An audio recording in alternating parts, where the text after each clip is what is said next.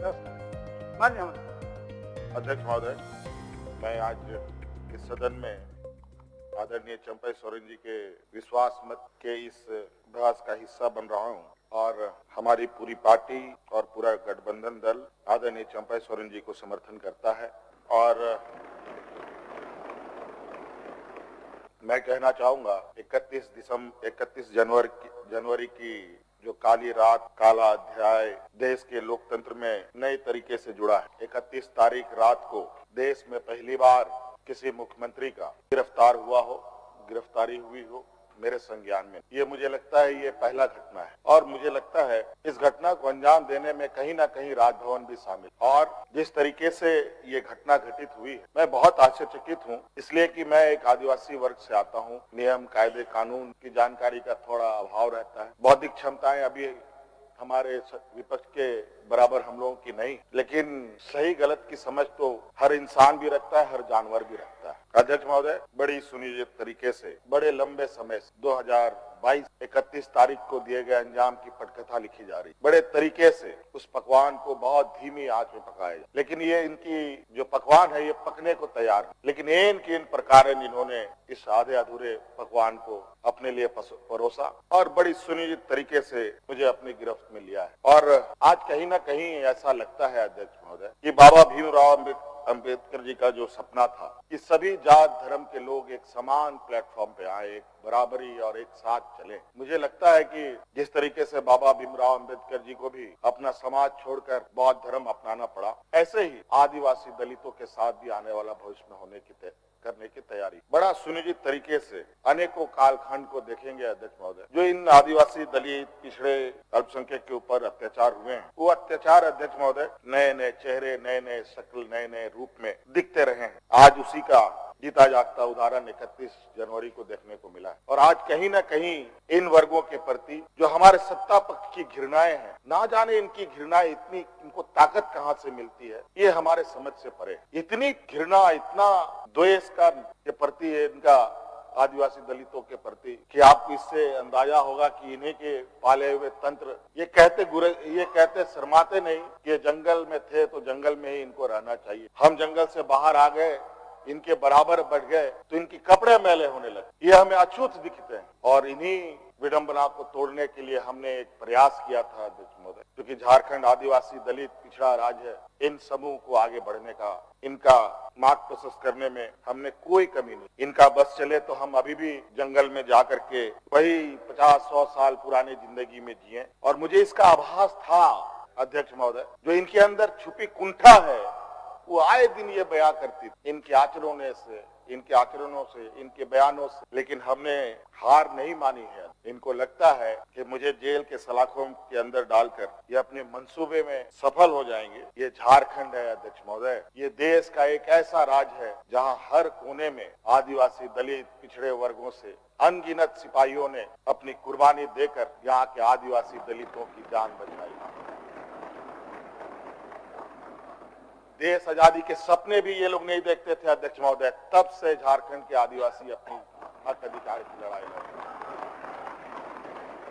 ये तो बहुत बाद में आए, लेकिन बौद्धिक संपन्नता, आर्थिक संपन्नता, आज तक इन लोगों ने देश का गांधी टोपी नहीं पहना अध्यक्ष महोदय। अध्यक्ष महोदय, ईडी, सीबीआई, इनकम टैक्स, जिनको देश के विशेष और काफी संवेदनशील व्यवस्थाएं कही जाती, जहां करोड़ों रुपया, 12 लाख 14 लाख करोड़ रुपया डकार कर इनके सहयोगी विदेश में जाके बैठे हैं, उनका एक बाल बाका करने का औकात इनके पास नहीं है।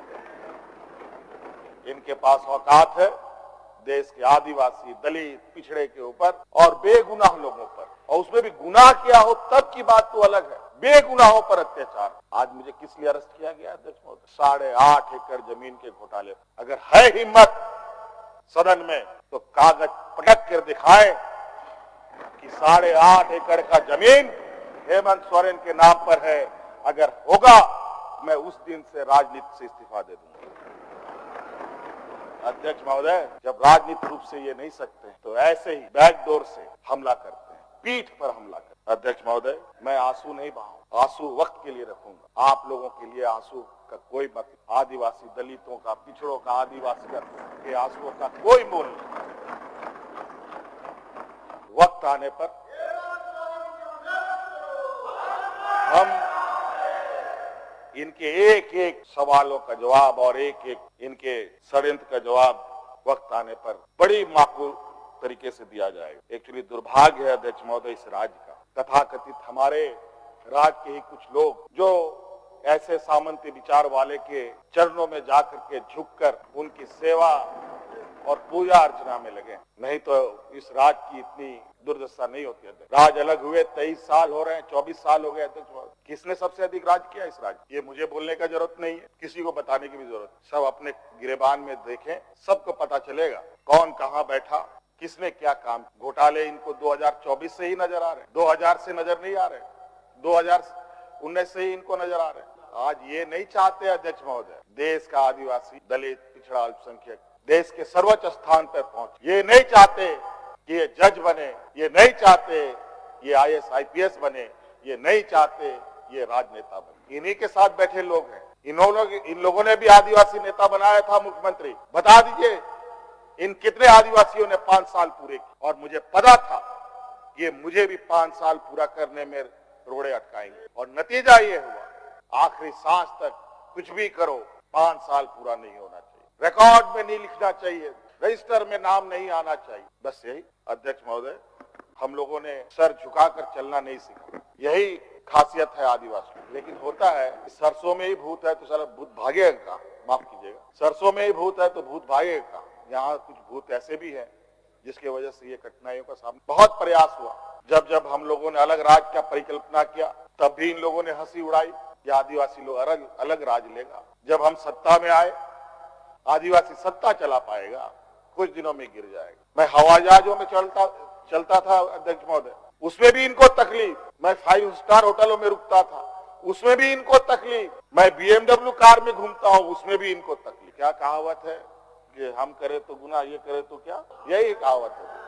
खैर छोड़िए अध्यक्ष महोदय, बड़ा विचित्र स्थिति अब जो स्थिति दिखाई दे रहा है अध्यक्ष महोदय, कुल मिलाकर झारखंड के परिप्रेक्ष्य के अलावा पूरे देश के पैमाने अब आदिवासी, दलित, पिछड़ा, अल्पसंख्यक सुरक्षित नहीं। विशेषकर झारखंड में तो यहाँ के खनिज संपदाओं को जो वर्षों से इस पर लोगों की गिद्ध नजर है और आगे भी रहेगी।